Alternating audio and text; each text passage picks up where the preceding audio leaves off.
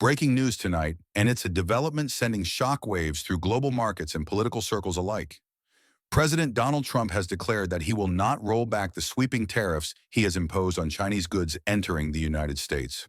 These tariffs, now set at a staggering 145%, mark one of the most aggressive economic moves made by a U.S. president in modern history. Trump's message is clear. Unless China agrees to substantial concessions, the tariffs will remain firmly in place. In an exclusive interview with Time magazine, Trump explained that he would not be the one to make the first call to President Xi Jinping to resolve the crisis. Instead, he claims President Xi has already reached out to him. Trump's statement underscores his belief that the pressure is squarely on China, not the United States. When asked directly if he would call President Xi if he did not hear from him, Trump was characteristically blunt, replying simply, "Nope." He was then asked if Xi had already called him, to which he responded, "Yep." It was a response meant to project strength and certainty. However, the Chinese government offered an immediate and starkly different account, insisting that no recent consultations or negotiations had taken place regarding the tariffs. Beijing warned the United States not to confuse or mislead the public, signaling a sharp contrast to Trump's narrative. During a White House press briefing, ABC News correspondent Rachel Scott challenged the president, asking when exactly he had spoken to Xi. Trump repeated that he had spoken numerous times, but declined to say when, particularly dodging whether those conversations had occurred after the latest round of tariffs. His refusal to clarify the timing raised questions about the accuracy of his claims and added to the growing uncertainty surrounding the U.S.-China relationship. Despite the lack of verifiable progress, Trump continues to portray his trade strategy as a major success. He told Time magazine that he had already made 200 trade deals, yet neither he nor the White House has offered evidence to support that assertion. No official documentation, no public announcements, and no confirmed agreements have been released to substantiate the claim. The White House's silence on the specifics only deepens skepticism about what, if anything, these supposed deals entail. Meanwhile, a fresh ABC News Washington Post Ipsos poll paints a sobering picture for the administration. Only 34% of Americans approve of Trump's handling of tariffs, while 64% disapprove. Even more troubling for the White House, 7 in 10 Americans believe that the tariffs will lead to higher inflation, making everyday goods more expensive for ordinary families. Yet despite the disapproval, Trump remains undeterred, firmly committed to his aggressive economic strategy. Inside the Trump administration, advisors believe that toughness on China remains politically potent. Trump's team sees the tariffs not just as an economic tool, but as a critical symbol of his America First doctrine. The president's supporters argue that, for decades, China has exploited the United States, taking American jobs, stealing intellectual property, and manipulating trade policies. In Trump's view, previous administrations lack the courage to confront Beijing. He has repeatedly stated that he alone has had the strength to stand up to China's economic power. However, for many Americans, the reality on the ground tells a different story.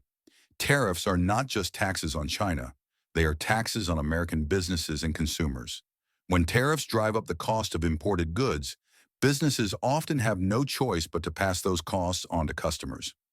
Across the United States, companies are warning of rising prices on electronics, clothing, home appliances, and even basic necessities. Retail giants have issued statements forecasting price hikes in the coming months, just as American families prepare for the holiday season. Farmers have been among the hardest hit. Once a dominant force in exporting goods to China, American farmers have seen their markets collapse. Soybean exports have plummeted. Pork producers have faced devastating losses. Dairy farmers are struggling to survive. Although the Trump administration has attempted to cushion the blow through billions of dollars in subsidies, many farmers say it is not enough. Some have already gone out of business. Others are teetering on the brink. Manufacturing, another sector Trump pledged to revive, is also feeling the squeeze. Tariffs on steel and aluminum, along with Chinese retaliation, have pushed costs higher, forcing some factories to lay off workers or delay expansion plans. Automakers have warned that vehicle prices could jump by thousands of dollars. Home builders are facing higher prices for lumber and other critical materials. Small businesses, the backbone of the American economy, are finding it harder to compete in an environment of rising costs and shrinking demand.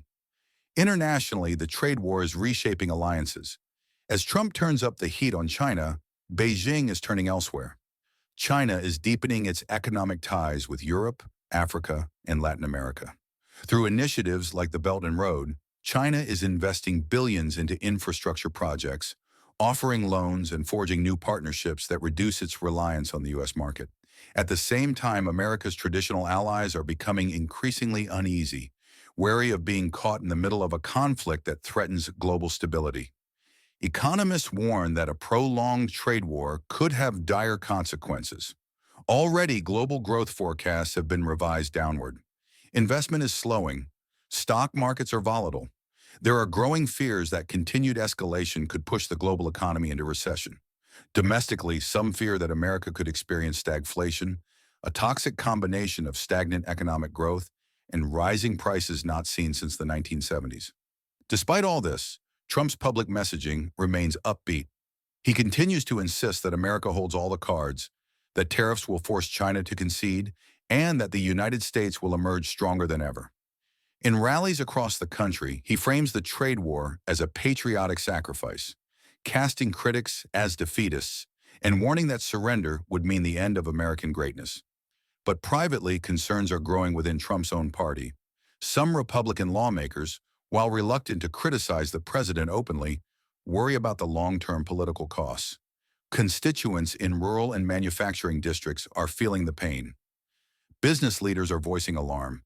Even within the White House, there are reports of divisions over how long the administration can maintain the current course without causing irreversible damage. The stakes are enormous. This trade war is not just an economic dispute, it is a battle over the future of the global order. Trump's tariffs are a bet that the United States can fundamentally reshape its relationship with China and, by extension, with the world. It is a gamble with far-reaching consequences, and it remains to be seen whether the president's high-risk strategy will pay off or collapse under the weight of economic reality. For now, the administration shows no signs of retreat. New rounds of tariffs remain on the table. Further escalation is possible if China refuses to bend. As both sides dig in, the world watches and waits, hoping for a resolution, but preparing for a prolonged confrontation. In the days and weeks ahead, the impact will become clearer. Will prices continue to rise? Will businesses adapt or falter? Will farmers find new markets or be left behind? Will China's economy absorb the blows, or will internal pressures force a change in strategy? And crucially, how will American voters respond as they feel the effects in their daily lives? One thing is certain, the trade war between the United States and China is a defining moment, not only for President Trump's legacy, but for the trajectory of the global economy. It is a test of wills, a clash of titans, and the outcome will shape the world we live in for years to come. Thank you for choosing Pulse of the World to stay informed. If you found this breakdown insightful and want more fearless reporting and clear analysis, please make sure to subscribe to our channel. Hit that subscribe button right now and turn on notifications so you never miss an update. Here on Pulse of the World, we bring you the stories that matter, the facts you can trust, and the truth behind the headlines. Stay curious, stay sharp, and stay with us.